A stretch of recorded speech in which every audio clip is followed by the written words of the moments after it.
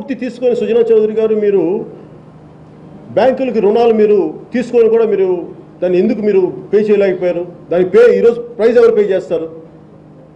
మీ వెనకాల మీరు ఇన్ని లోపాలు ఇన్ని సమస్యలు పెట్టుకొని మీరు ప్రజలను అనే హక్కు మీకు ఎక్కడుంది?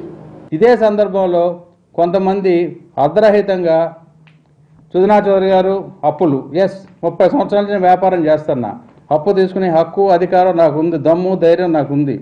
ఇంతవరకు ఎన్నో కంపెనీలు పెట్టాం, ఎన్నో 10,000 మందికి పైన ఉద్యోగాలు ఇచ్చాం, ఎన్నో కంపెనీలు బ్రహ్మాండంగా నడుస్తున్నాయి. ఎంతో ఇన్కమ్ ట్యాక్స్లు కట్టాం, సేల్స్ ట్యాక్స్లు కట్టాం, ఎక్సైజ్ డ్యూటీలు కట్టాం, సేల్స్ పిఎఫ్లు కట్టాం, ఈఎస్ఐలు కట్టాం. ఇంతవరకు ఏ ఒక్క బ్యాంకుకి ₹1 కూడా నేను కనీసం 1 టైం సెటిల్మెంట్ చేయలే, కనీసం వడ్డీ ఎవరు అడగలేదు. ఎవరైనా సరే ఇలాంటి ఏమైనా కాదు అని కనుక మీరు ప్రూవ్ చేయగలిగితే నేను దానికి ఛాలెంజ్ చేస్తున్నా, ముందుకు రండి ఎవరైనా సరే. అంతేగాని లూజ్ స్టాక్ మాత్రం చేయొద్దు. ఇది ఎట్టి పరిస్థితుల్లో ఇక నుంచి మాత్రం నేను ఊరుకునే ప్రసక్తి లేదు.